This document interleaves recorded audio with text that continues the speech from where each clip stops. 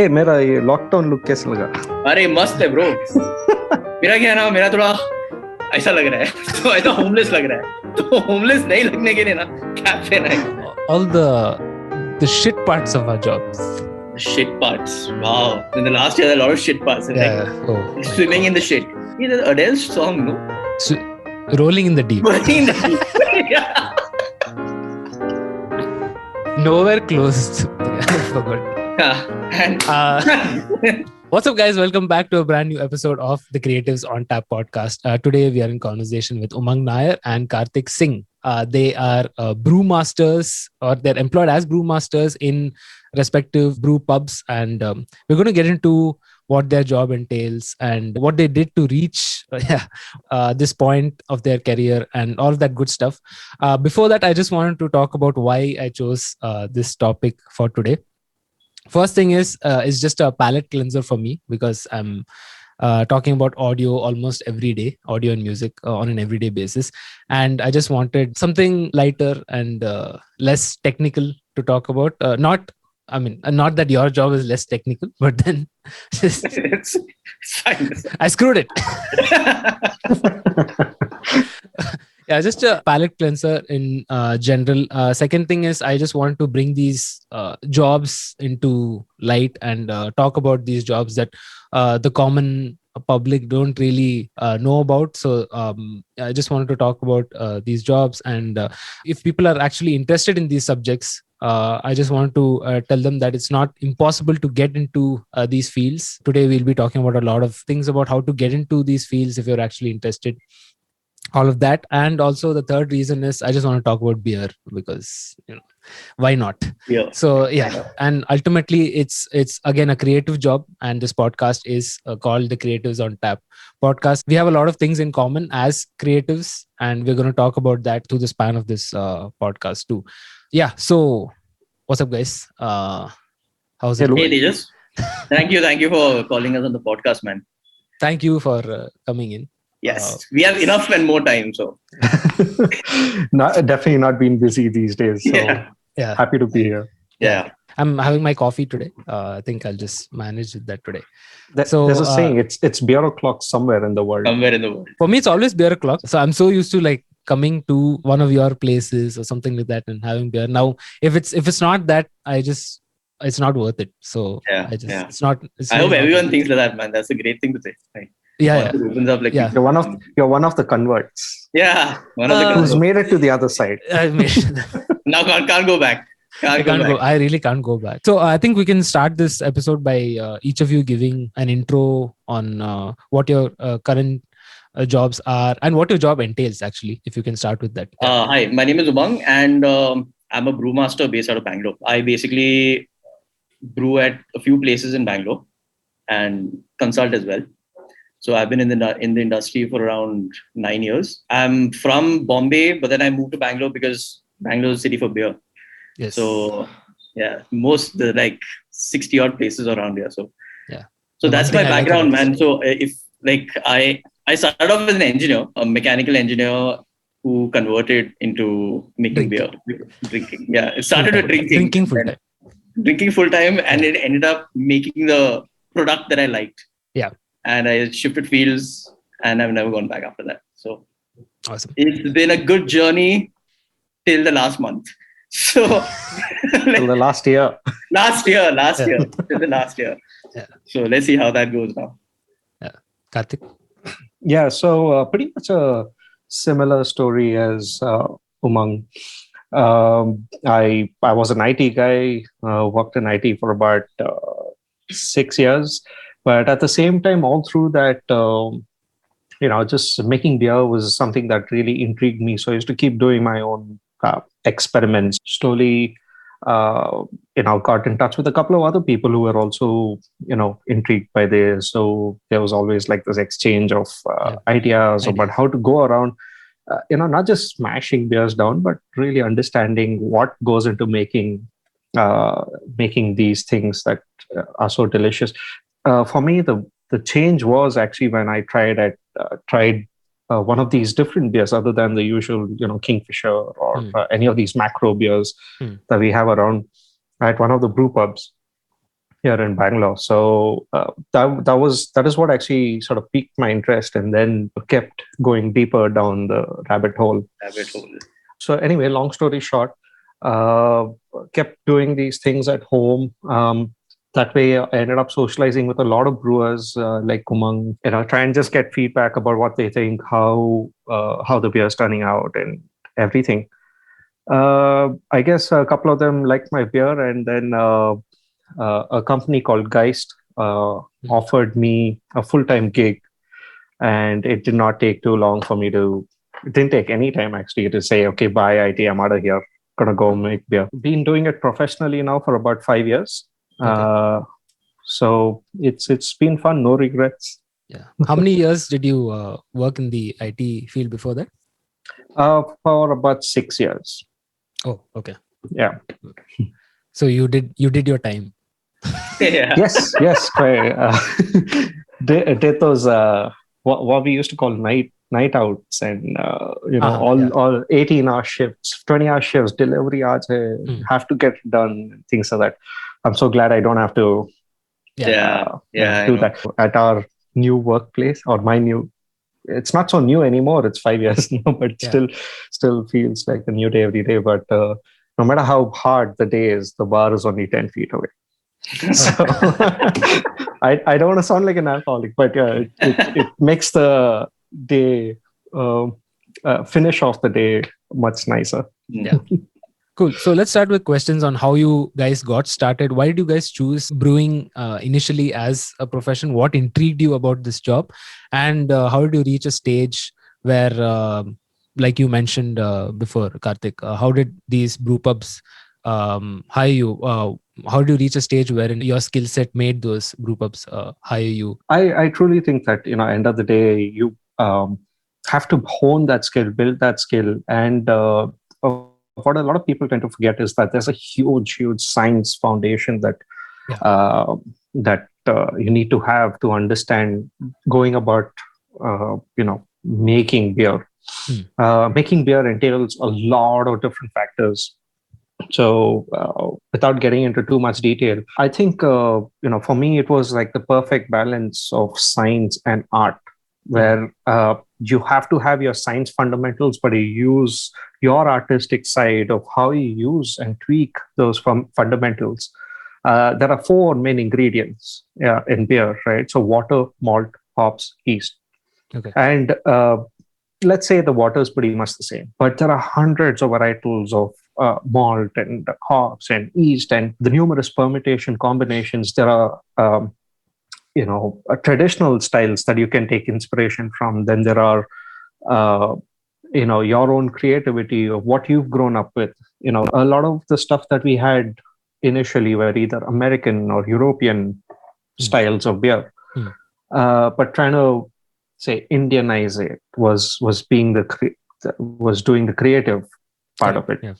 So like I mentioned before, just doing a lot of these creative beers, but also making sure that you're doing the traditional ones, just to make sure that you're at par in terms of quality. A European style, which is very traditional, it's got hard and fast rules about what parameters, what it should taste like, what it should look like, and try and brew those beers to evaluate yourself and make sure that, okay, I can make these beers. Now let me go and do these sort of innovative things. It was just that I had the opportunity of like going out, sharing this hobby with people, and got some good feedback, and took my chances when it was offered to take the plunge, move in full time into this.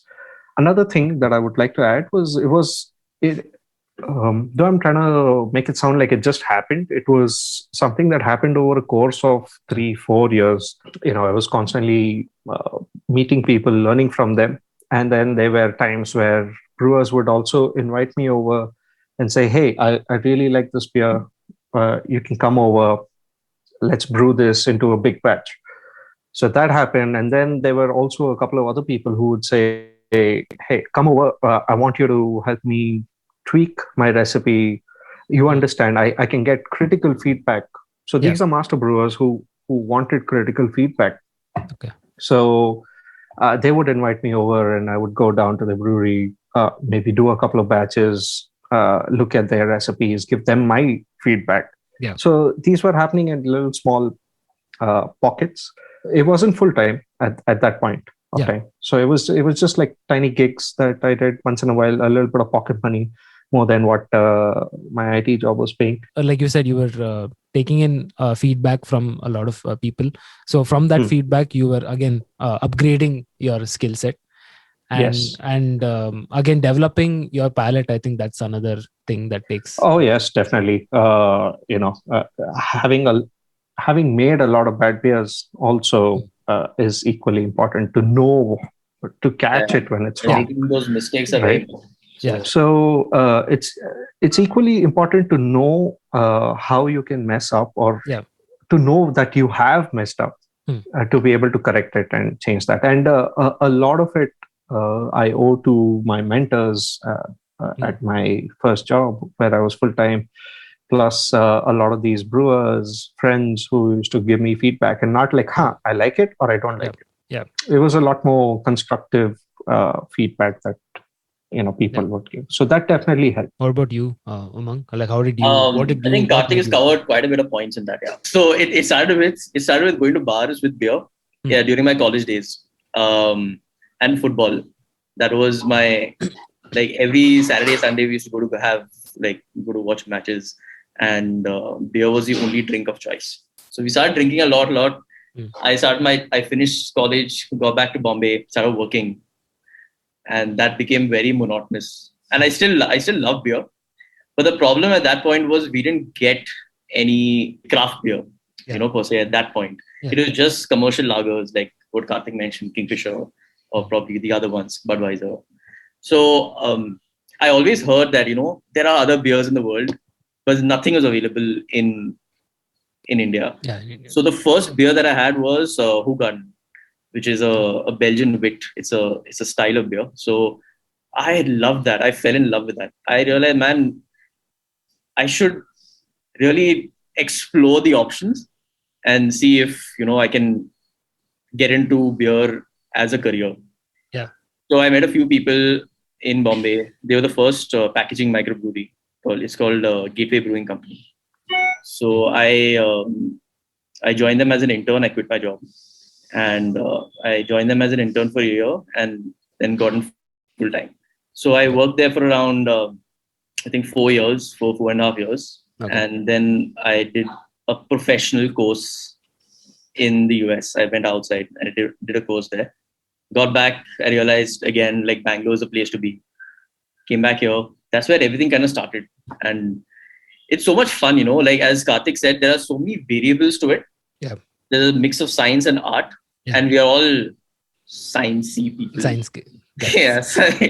So because of these variables, it's always, as you said, those 4 ingredients. If you tweak one ingredient, it changes the flavor of the beer. So the amount of malt you put in, or the amount of hops you put in, it changes the beer again. So you keep experimenting with.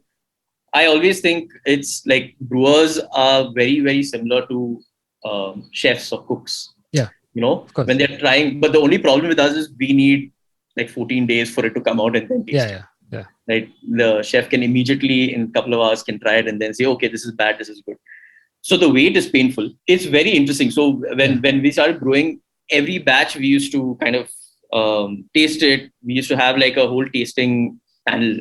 Panel is basically like one helper, one brewer, the owner, maybe a guy who's like a manager. Then we had like these tasting panels where we need to know. So we explain what it should be. Yeah. And what they get. So the consumers are obviously king, but then we need to educate them in a way that they know, kid, this is bad, this is good. It's subjective, but if everyone is having almost the same feedback, or at least telling you that, okay, this is what you intended to do, and I am actually getting that. Yes. So as you said, right? So if I intended like this beer should be this, and these are the flavors that I want, or the aromas that I want. So I ask everyone. I probably give you one, and then you'll try it and be okay. No, I'm getting something different. So I know, okay, there is this part which I need to kind of tweak out. Yeah. Also, as Karthik said, like meeting brewers, meeting brewmasters really helps, because they don't go like, "Hare, ha, ye acha beer hai. It's a nice beer," and then give it back. Yeah. They really go in depth and say, "Okay, this is what is wrong with it. Yeah. This is what you could do. Yeah.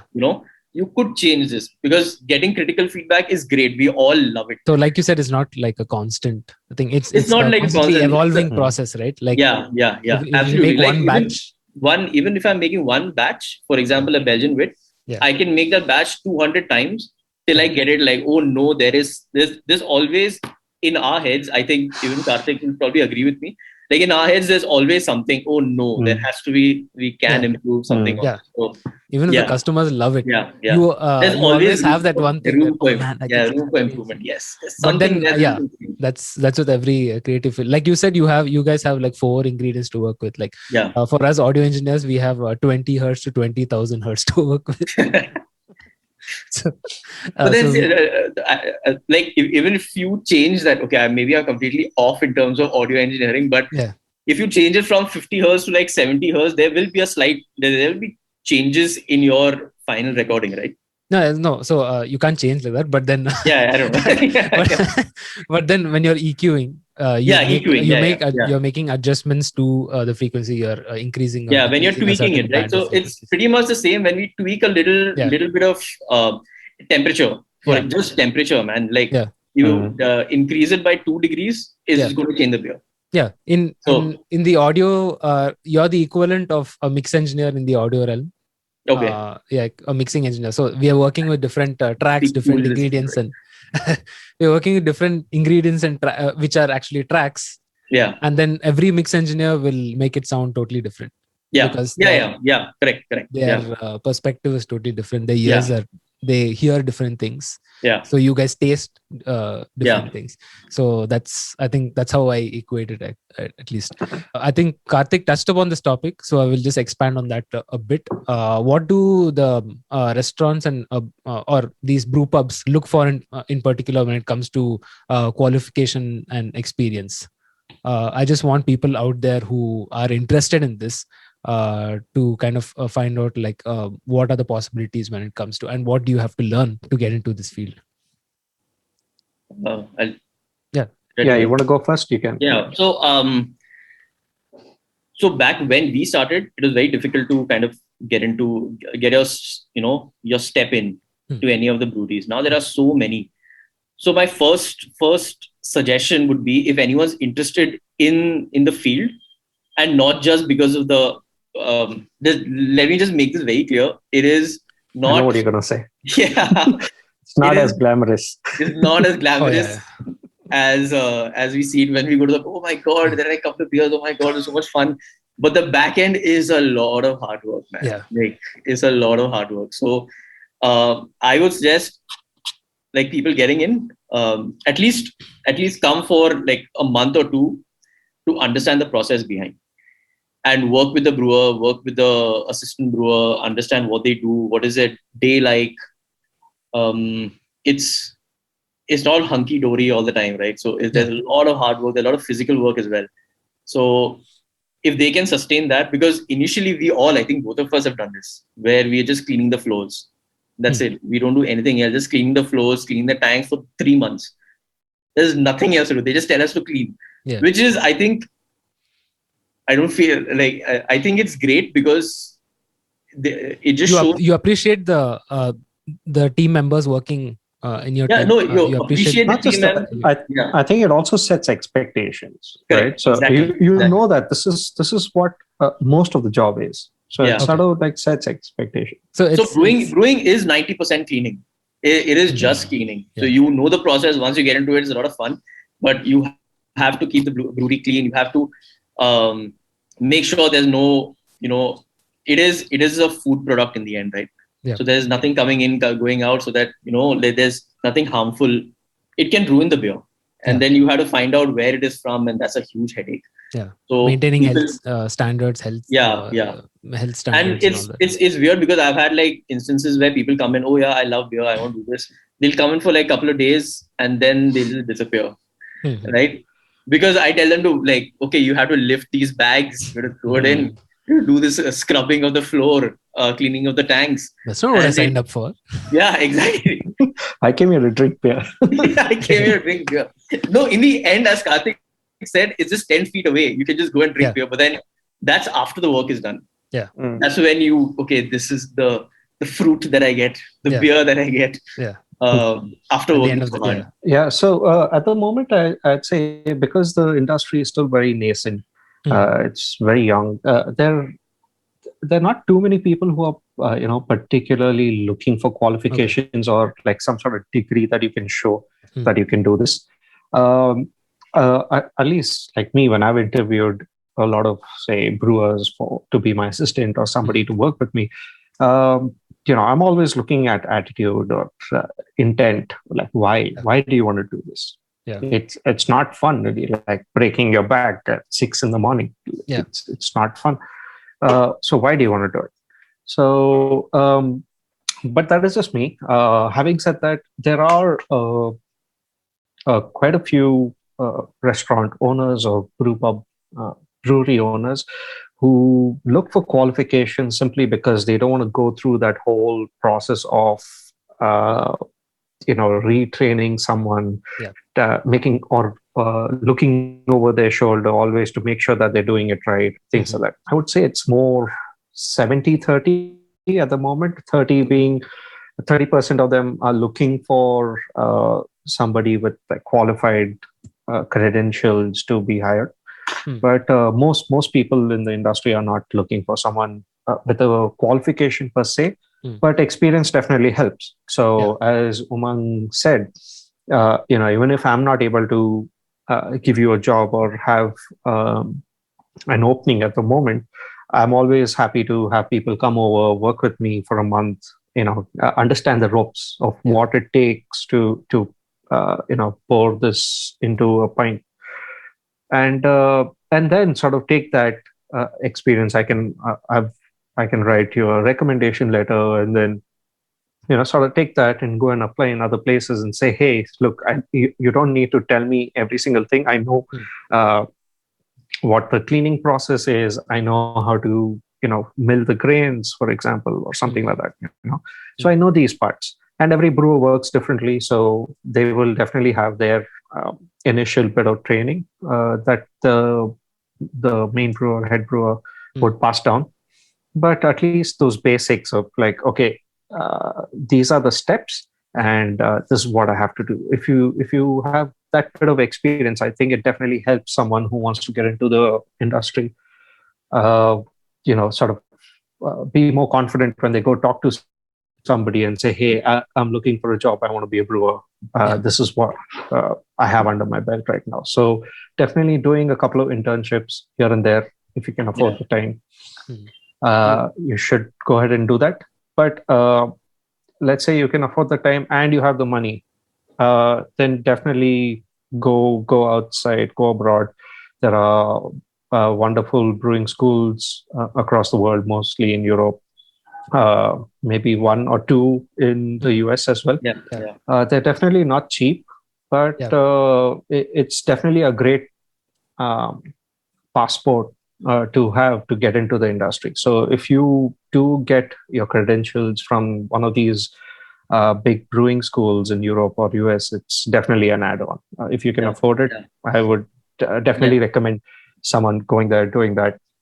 But there's no substitute to the actual manual work that you have to do. Yeah, absolutely. Yeah. So do both. Like definitely go do an internship as well, so that you understand what this is all about. And then if you can afford it, apply to one of these colleges, brewing schools. Go ahead, do your course. They range anywhere from 3 months, 6 months to a year. Yeah. Okay. So pick and choose what fits you, and it's not it's really something a that's necessity, but it's a good thing to have. It's nothing wrong in without. I think you'll be able to climb up the ladder a lot more faster. Okay. Simply because you wouldn't. I think a lot of times our assistants who work with us are always just doing the manual bit of the work and not really getting too involved into the sciencey bit or like questioning why Yeah. we added this I was ingredient, just or getting to why that. Yeah. we ferment at this temperature. Hmm. So It's understanding that science bit is what the it's just schools will curiosity. do. Have to have curiosity Yeah. in this field Yeah. for sure. So if someone is curious enough during the thing and say work with me for 6 months, I would be happy to say, hey, okay, I'm confident you can take Yeah. care of Yeah. this even in my absence. Yeah. Doesn't happen, Yeah. at least in my case. Hmm. But there's that confidence, which is what end of the day is very important. We are putting out a product where we are working for someone, and there's a lot of money that's going in Hmm. that will be at stake. Hmm. And any tiny mess up would sort of ruin the entire batch. So it's not a luxury that we can afford where a batch gets messed up, because there'll be lakhs of money going into it.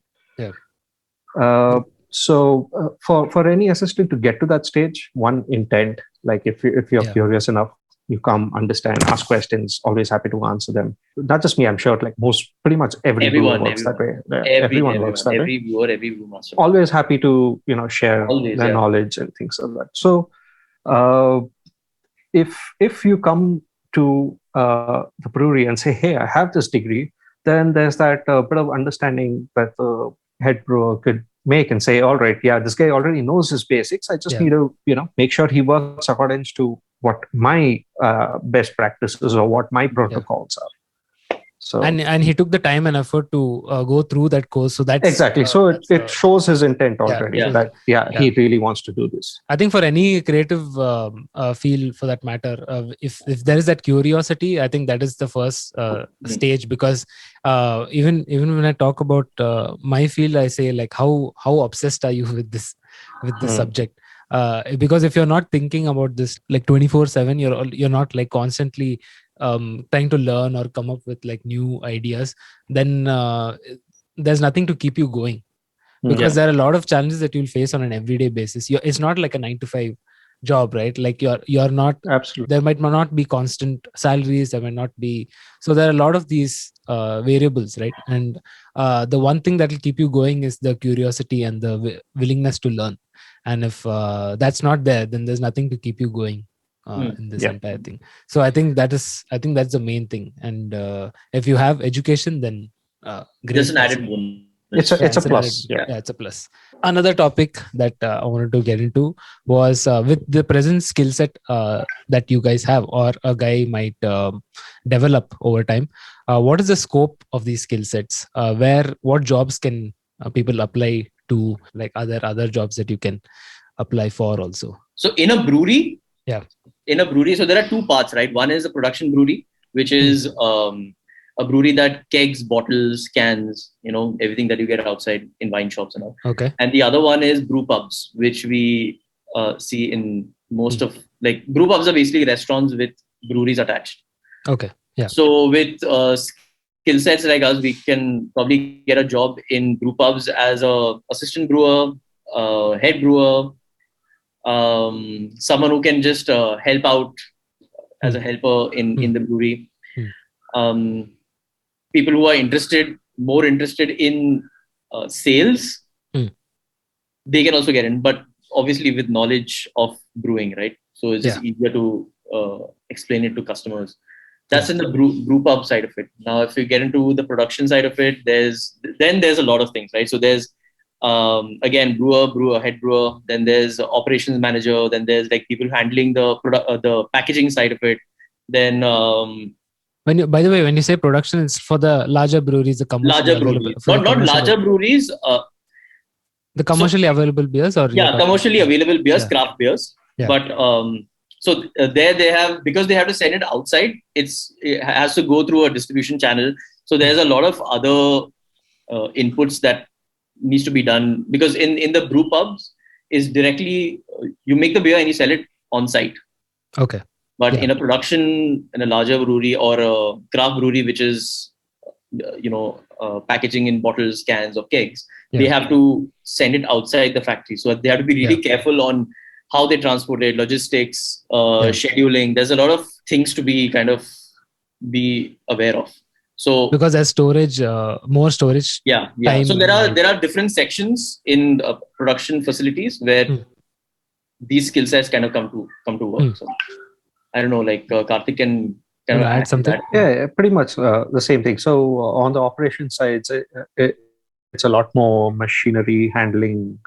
So understanding what temperature, say, the beers need to be packaged at or pasteurized at. Those are one section of it. And when it comes to sales, so if you need to sell a packet of yeast, then you need to understand what sort of characters those yeast uh, provides to the beer and things like that, sort of get down into that sort of biochemistry to be able to explain to the brewers and say, hey, you should be using this because of this and things like that. Beyond that I think is very India specific, but across the world, you could get into research, you could get into a lot of other things.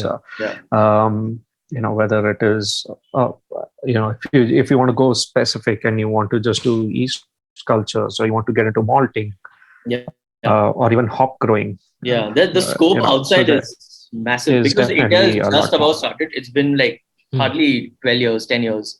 And abroad in Europe and all, it's been like hundreds and hundreds of years, right? So they have every ingredient what Karthik mentioned, like malt. You can get into malt and really, really deep, like maltsters. What do they do in that? Yeast, which is again microbiology.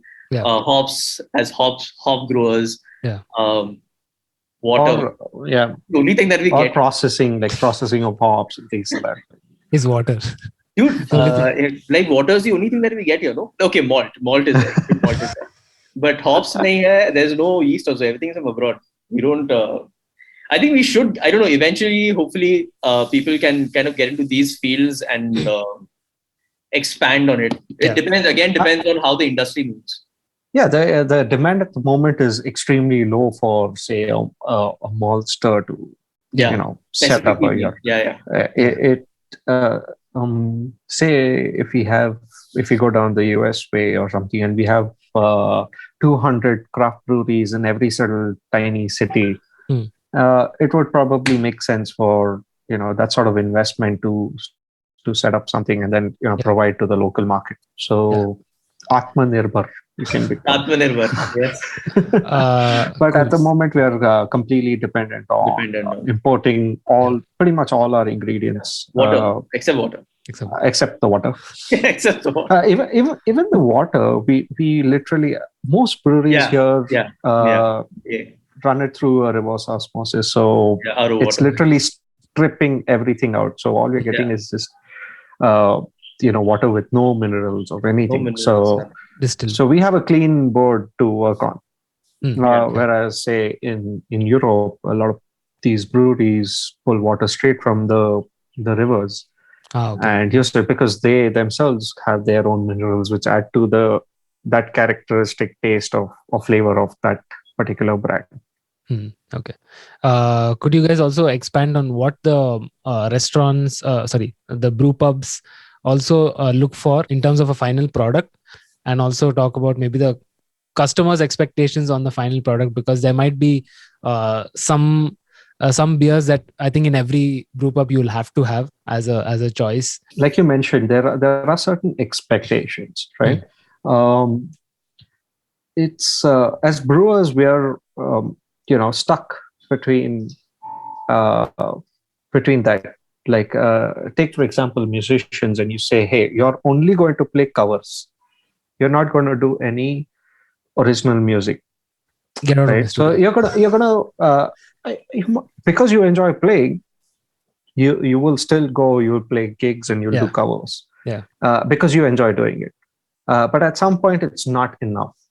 Right. So for us craft brewers, especially, I think that holds true as well. Of course, there are expectations where the wheat beers, the Hefeweizen, and sort of sweet alcoholic Belgian beers, like the one that I'm having right now is a Belgian saison, which is sweet.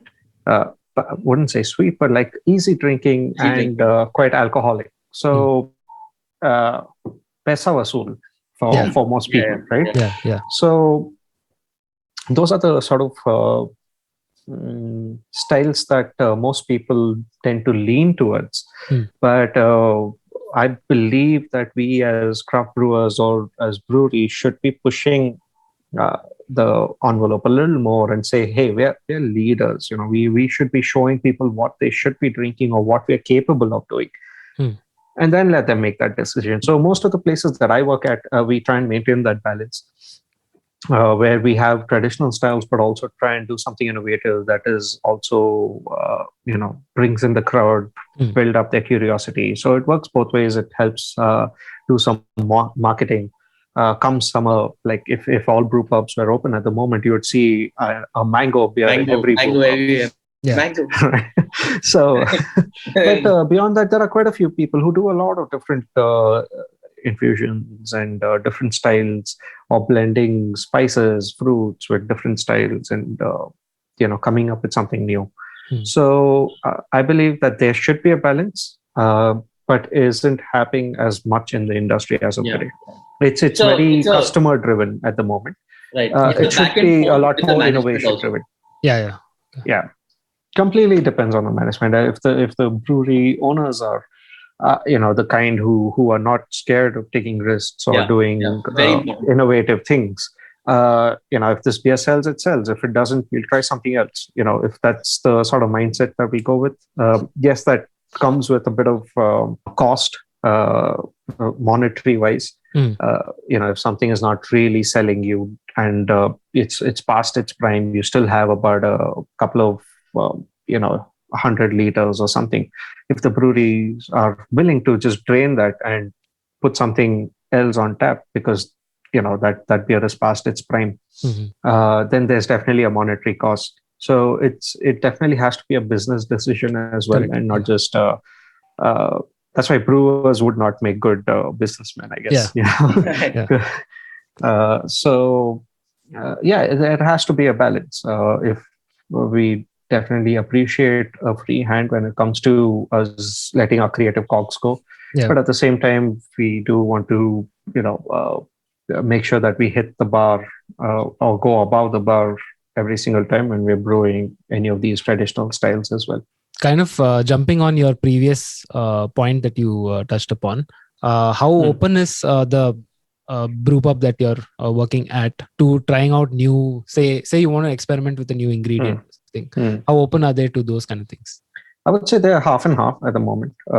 So they definitely don't mind doing something new every time, simply because of the marketing that you could do along with it. Hey, come try this new beer out. We've got this flavor or this and that. So there's marketing content that's being generated by us doing these fun beers. But at the same time, there is how do I put this? Like, it has to be done under certain guidelines. Amongst the brewery owners, I think fruit beers or high alcohol beers and those sort of experimentations on those lines are very welcome. But say let's have 3 IPAs on tap. IPAs are delicious. It's my favorite style, but it's not something that the crowd has picked up as much. It's also the crowd is also IPAs are expensive. IPAs are very expensive to make. Yes. If out of 6 taps, if we have to put 3 IPAs on tap, then what is it that specifically really makes it expensive? The hops. So they're very intense with the hop profile. So the amount of hops that we throw in increases, and thereby increasing the cost of it. And hops, correct me if I'm wrong, Umang, I think they range anywhere from 4 to 10, 12,000 rupees a kg. A kilo.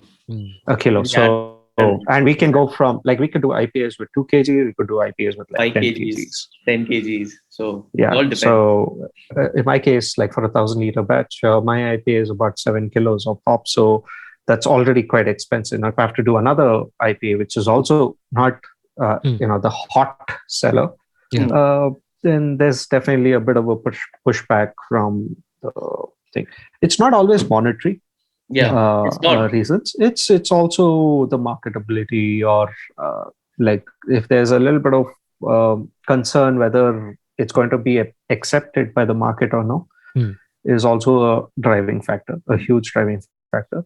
In general, what we've come to see is that fruit beers or high alcohol beers are They work. usually a lot more welcomed by Yeah. by the customers. Bang for the buck. Yeah. High alcohol for sure. But whatever like Karthik said, it's absolutely on point. So even if IPA is not always monetary, but then like selling wheat beers or slightly sweeter beers, and I don't want to call it sweet, but then non bitter beers. Yeah. They're the cash cows, right? So they sell a lot. And just to balance that off, the IPAs kind of bring in people who really like it. I really love IPAs. Yeah. Karthik also really like, he makes really good IPAs, by the way. So making these IPAs or making anything different, even if it is sour beers. Now sour beers was a trend, and then things went for a toss last year. But then we all came together and did like a sour month where we made sour beers. A lot of breweries made different sour beer, right? And it was never introduced here, and just to education is so important. So even the staff coming and explaining to you when you come into it, like, okay, you need to have this, and wo bolega nahi ye khatta beer hai. You'd be like, bro, I don't want to have that. It's about how you explain it to the customer as well. So it's a lot of variables that come in together when you want. If I'm sitting with you and having a beer, I will be like, this is what it is, this is what it is, this is what it is. And then you get that whole experience of having it. Like all my stewards, I try and tell them, don't use the word bitter, just use the word hoppy. Yeah. If the customer is curious enough and he says, hey, what is hoppy, then you can tell him it just means the amount of bitterness that is there. So the amount of hops that have gone in, which is a predominant factor of the. But hoppy doesn't necessarily mean bitter. It could also mean orangey or pineapple or whatever. Because bitter has the notion of bitter. When I say bitter, people go, no, we're not going to have it. It's a negative connotation. I think all of us together have the same thing. We tell them, don't say bitter, say hoppy. It's just easier to express. Another point, if I can add, right, to that same thing about how customers are driving the decisions that we make. I think, when I started drinking craft beer, this is 8-9 years ago, people would always come in and order a flight of beer, of whatever's available on tap, and then take their decision based on that, because they had no idea what is what. Right. So you try little samplers of everything and then say, okay, this is what I like. This is what I want to have a whole glass of. Today, say, thanks to Bira or any of these other big brands that have come out, even Kingfisher has its own wit beer. No comments. Let's go on. They are wit beer. But, the customers are a lot more educated. Or they at least believe that they're educated. They at least know what craft beer is. Yes, they know what craft beer is. So or at they least know they're exposed exactly to what they want. These terms. Names, right? Yes. So we'll have customers walk in and look at the board and say, okay, there's no wit beer. Let's go to the next brewery. Okay. So when the stewards or the manager there sees something like this happens, the first feedback that we brewers get is like, you have to have the wit beer on tap. We are losing customers if you don't have the wit beer on tap. So then we're forced to have it. And then just hope that, hey, the stewards can, sort of try and push these other styles so that people can explore these other styles. So that's one thing that I think the market has sort of changed in terms of how they're defining what we make. I'm sure if that wasn't the case and people were still very open not to try different styles, every brewery would have something very different and they would be known for different things. But as of today, every single brewery that you go to, you will get the wit beer. You will get an IPA or a stout or something. I feel like I feel like IPAs are like jazz, and then like wit beer is like EDM and pop, and then like stout is so metal. In my head, it's like that. I guess you could say that, but for me, like stouts are like definitely one of the most difficult to Yeah. try and get that Oh, balance. So that's more like jazz. That's my favorite. For me, You if gotta there's a really stout, gotta feel yeah, the notes, and it has to flow out of you. yeah.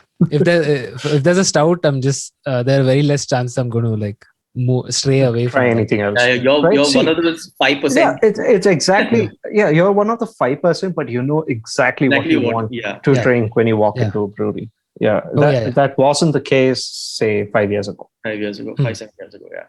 Yeah. For me, it's like a stout or maybe one of those saison type things. Yeah, Or Yeah. yeah.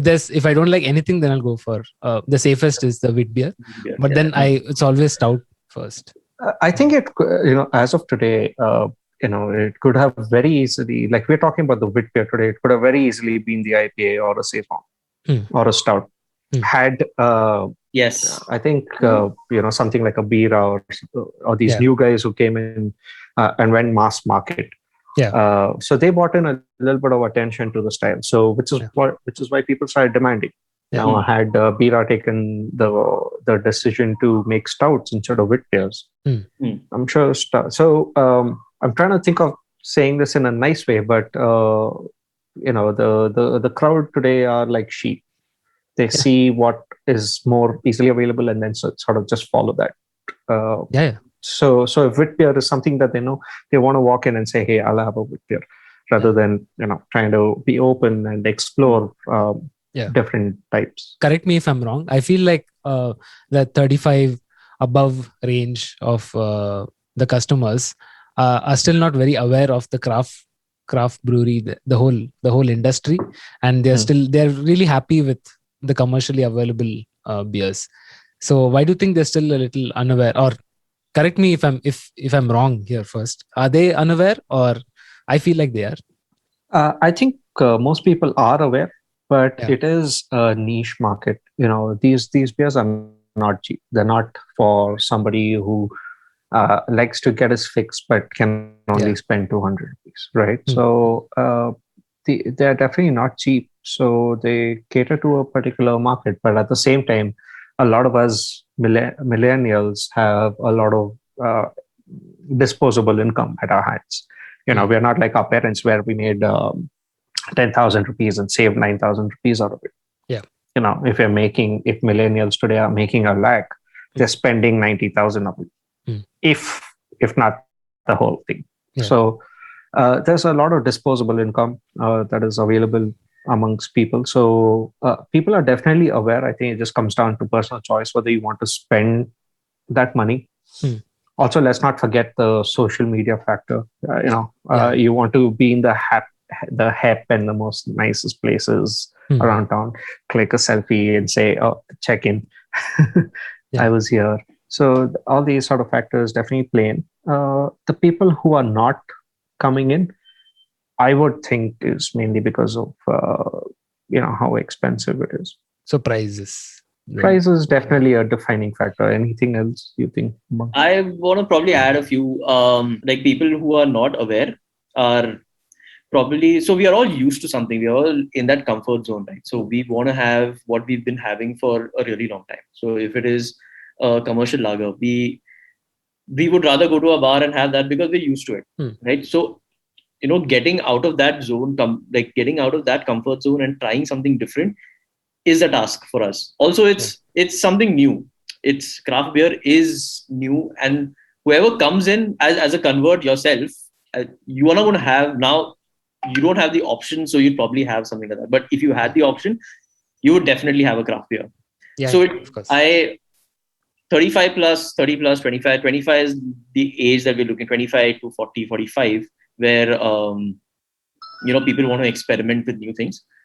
So people who come in and their friends come in. So one of the reasons that breweries or brewpubs, the brewpubs that don't kind of work right now, who only serve beer, I'm talking about Bangalore specifically, is because the rest of the public, and Bangalore is like a place, it's like a melting pot, right?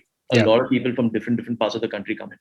So they've all, and because Bangalore is in the forefront of craft beer, people coming from these other cities or metros, they don't have craft beer. So when they come here, it's something new altogether, and trying something new becomes like this task. So unless now from three of us, if I haven't tried a craft beer and I'm coming from a place where I'm just drinking Kingfisher, and you guys introduce me to it, I'll be like, okay, this is interesting. Let's try something different. That's where, so the conversion factor happens is just a slower process. So in time, the reason why there are so many brewpubs and a lot of states are opening up for craft beer is because of this reason. Because people then get to the stage where they try a beer and they like it, and they want to try it in every different place. It comes down to food, right? I want to try this restaurant. They might have another dal in a different restaurant, but I want to try that. So it kind of works in that way. My example was very. I like your dal example. Yeah. So I haven't bought beer since this whole thing because I'm like, it's not worth it. Why? A lot of people, a lot of my friends as well. They call up and ask me, like, I've asked you, like, So like, where do you get who's delivering? Please, someone's. So once you're in this, now I'm very happy about the fact that there are commercial brands coming up, like craft beer brands.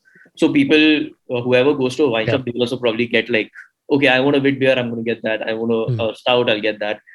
It's still very small, but hopefully and eventually in the next 5 years, if more guys come in, these 35 plus people will kind of the crowd will increase. Yeah. Like to jump off this point that you just mentioned. Yeah. For a guy who like just generally loves beer, what would you say to entice them to get into craft beer? To get into beer? No. Like who just enjoys like normal, like commercially available beer. What do you think will change their mind to kind of open up and try out craft beer? Okay, before I answer my question, right? We're not dissing any macro beers. I in fact still love drinking Kingfisher and all of that. Like I definitely like to get our fix. Like we guys definitely once a month, actually, a gang of us brewers actually go out and drink Kingfisher because we don't want to drink each other's beers, right? So that's not the only reason, but but we bunch of brewers also get together and go drink Kingfisher specifically, right? Having said that, I think the answer is like straight and obvious. Is that end of the day, what we strive for, what we want to do is deliver quality and a whole wild world of flavors that you haven't experienced before. So it's just that, you can cook food at home, but you still want to go out and make pizza or eat pizza rather than make pizza at home or whatever, right? For the same reason, or you would pick one pizza chain or restaurant over any other. And for the same reasons, we deliver quality, something that isn't available everywhere. And every brewery, even if you have to have between breweries, one brewery's wheat beer would be different from the other because the brewer's thought process about how he wants to approach the style would be different. So there's a different experience, different perspectives. Definitely, yes. And it's just for that reason, like come try for yourself and find out for yourself. I think that's the best way. That's the best way I can answer this, than trying to justify why you should come. The best way to understand is to come experience it. So I would definitely recommend people to come, not just try, one of our places, but go around town. Like if you like IPAs or you like stouts, you can go try the stout at this place versus that place, and then sort of make up your own decision of why you like this or more, this or that more. For a person who wants to get into this field, or even for someone who are not used to trying out different breweries, what would you suggest for a way to develop their palate, especially for people who want to get into the field? For customers, it's fine. Like people who want to get into the field, as in like work in the field. Work in the field. Yeah. Work in the field. I mean, for customers, that's their choice. It's all like subject So to. I guess in the question only you just answered it, right? Like if people want to work in the field, they've thought about this, man. I want to get into this field because I love beer. So that is a blanket statement. So if that person really loves beer, they're going to really dig deep into, okay, let's try a stout or an IPA or a saison or something of that sort, right? Like they will find out on that's where like that passion driven the curiosity thing comes. curiosity comes in, where they will try it and then they'll ask questions and they'll figure out like if I'm going to Karthik's brewery and there's a new guy coming in, he's had a lot of beers everywhere he comes to and he really loves Karthik's brews and he'll go there every day till he meets him. Yeah. Like he's like, I want to meet the head brewer, I want to meet the brewmaster, I want to meet him. And then finally he'll have to give in. He's like, okay, kaun hai yaar? Like, and then that's where you realize, okay, this guy will kind of, he wants to really understand and get to the depths of it. So so starting off generally for people who want to get into beer, there's always a trigger point. There's always one beer that kind of like, dude, I want to get into beer. There's always one. It's like a given. So it can be recently because there are so many breweries around Bangalore. So people coming in, they can just go to a brewpub and be like, what is this? Like I've never tried anything like this before. And then they, as you said, you jump into the rabbit hole and it just never ends. So there's no one specific beer in my opinion. Like there's always like multiple ones which kind of trigger you. But to add to that, I think one definite thing that you could do is drink a lot more beer. Right? But don't drink just to get. But just don't get hammered. Like to your question about how can someone hone his palate, right? Is you have to taste it with a different mindset. Try and understand what flavors. You have to create your own brain map of like, okay, this is what pepper means to me. This is what floral feels to me. And sort of create that brain map. Or even in the other case of like understanding of flavors. So if you want to catch diacetyl, so this is what diacetyl tastes to me. Now there is a basic reference point or put down in text where people could read about and say, okay, these are the off flavors that you should be getting. Or in a much more easier case, if you so if you were to have like a German Hefeweizen, right? So if you are tasting that, then you should be getting flavors of banana and clove. Now that's the theoretical or like the on paper description. Now for you to taste it and understand, okay, am I getting it or no? And even if you're not, that's okay. Like go to another place and try. Then if you find similarities, then okay, your understanding of banana could be different from what is the actual compound that is giving out that banana flavor. So then you can make that register in your mind or on your nose, and say, okay, this is what banana is. So next time I'm brewing a batch of beer, brewing this style of beer, then this is what banana is, the kind of banana that I'm looking for. So that's one way to hone your craft. For me, I got into a lot of wine tasting because tasting wine is a lot more difficult than tasting beer. You can blindfold me and give me 4 different styles and I'll at least be in the ballpark of what that style is. But in wine, when it comes to wine, it's extremely difficult. It's like trying to pick up. So some people are a little too fancy, but horse's ass and like leather and this and that. But wine is definitely a lot more difficult to pick up subtle flavors. So when I was able to work on that and try and understand different flavors when I was tasting wine, beer tasting became that much more easier. So that's another option for someone who's listening to try out if they want to hone their palate. Another point to that, right? Like there's you could just come try the beer and say, hey, I don't like this or I like this. No, we don't expect everyone to be a beer geek. end of the day, you come to our places because you want to experience different flavors, and it's like it's trying out a new dish, or going back to the restaurant because they serve your favorite dish. Yeah. So it's just that also, it's only if you want to get geeky like us, and then we're sitting and smelling and tasting and be like, oh, are you getting this? Are you getting that? Yeah. That's a bit of the geeky bit. But for the average drinker, for someone who wants to get into the industry, you have to dig deep, understand, you can't be how you're biased tasting. towards one thing. Can't be biased, definitely. And then also sort of understand what factors come into producing those compounds, so get into the science so that you build your foundation. But for the average drinker who's just there to enjoy himself, like, hey man, just come in, drink. If you like it, you like it. If you don't, try something another else. one. Try another. The best way to sample it is 1 pint at a time. So don't base your judgment on just those tiny samplers of flights that you get. You get yourself a whole pint, 1 pint at a time. I try the 330 ml always instead of the half liter one, because for me the half liter, like, it gets warm after a little while. too much.